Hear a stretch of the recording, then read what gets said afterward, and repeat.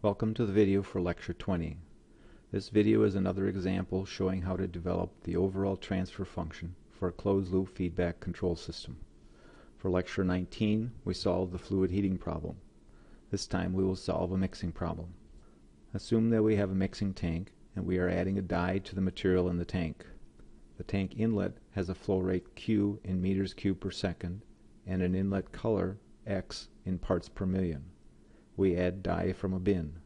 The added dye has a concentration M and a flow rate Q subscript M. As we have done before, we will assume the tank is well mixed. Since we have a pump in the tank outlet, we will assume that the flow rate Q is constant.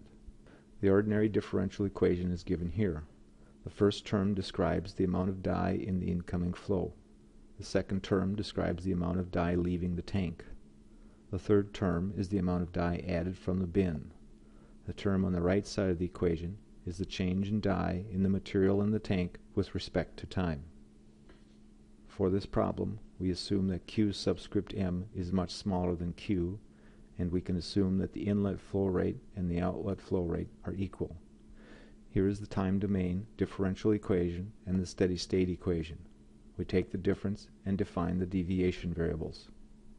After putting in the deviation variables and we take the Laplace transform, we get this Laplace domain expression. This expression has one extra term that I want to point out. The extra term is the term M over Q subscript S. This is the dye concentration over the steady state flow rate Q subscript S through the tank. This term is multiplied by the dye flow rate Q subscript M that is added. The block diagram shown describes this section of our process and includes the M over Q subscript S term. Now we need to find the other transfer functions. The dye is added with a continuously adjustable pump. We are told that the amount of dye added is described by a first order response.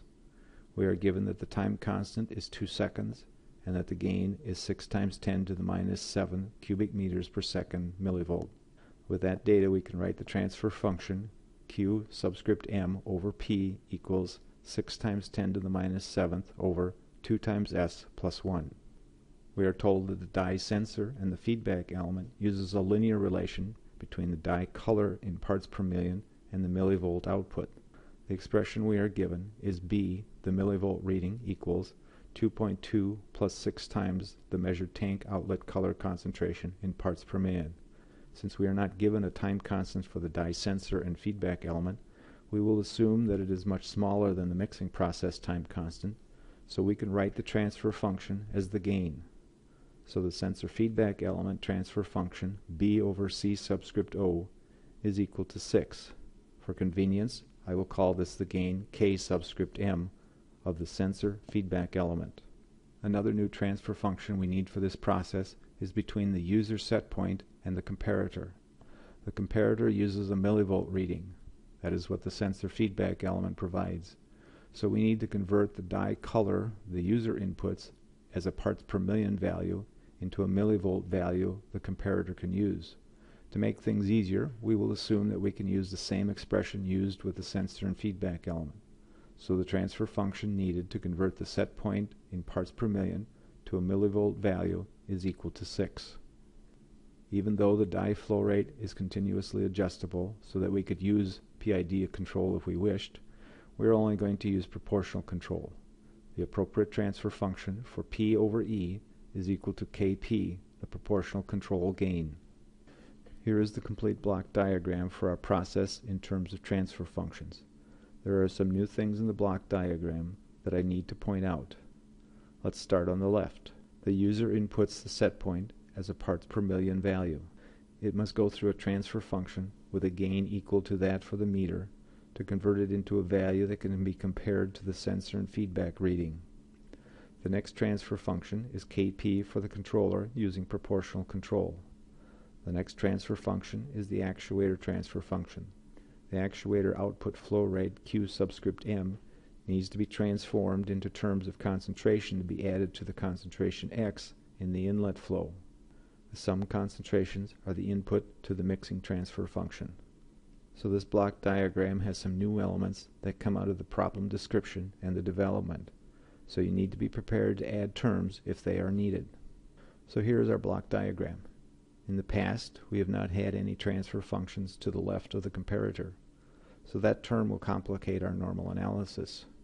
So we're going to do a simplification based on the material in section 12 of the course packet. We will move the Km transfer function to a position after the comparator by dividing by the inverse of the transfer function before the comparator. The consequences of this is that the transfer functions for both the set point input and the sensor and feedback element both become equal to 1 and are removed from the block diagram. This produces a block diagram without a transfer function to the left of the comparator or in the feedback from the sensor. Now we can write the overall transfer function. Here is the transfer function for the regulator problem when the inlet flow dye concentration can change. The equation shown has not been simplified. To simplify the expression, multiply the numerator and denominator by tau p times s plus 1 and tau v times s plus 1. The course packet gives more details.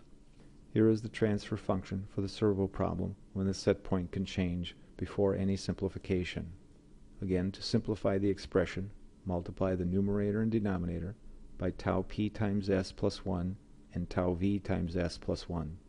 The course packet has more details. Now that we have the regulator problem and the servo problem transfer functions, we can simplify them to have a common denominator and add them to get the overall mixing problem transfer function. The equation is shown here.